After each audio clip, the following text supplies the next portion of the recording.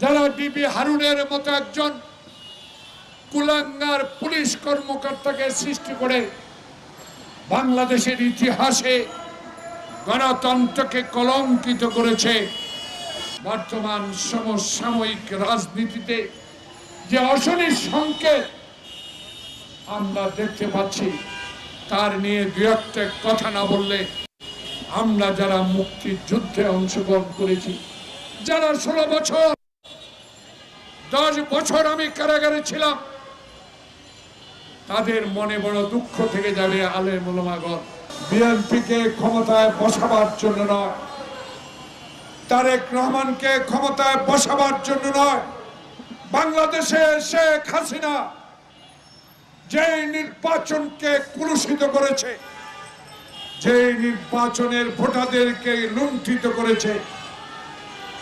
যে নির্বাচনের নামে প্রহসন করেছে, ক্ষমতায় থাকার নামে আলেম ওলামাদের দাড়ি টেনে ইমামগিরি থেকে নিয়ে এসেছে, তার প্রতিবাদ করার জন্য বাংলাদেশের এই জুলাই বিপ্লব, এই আগস্ট বিপ্লব, এই 16 বছরের তারেক রহমানের আত্মত্যাগ।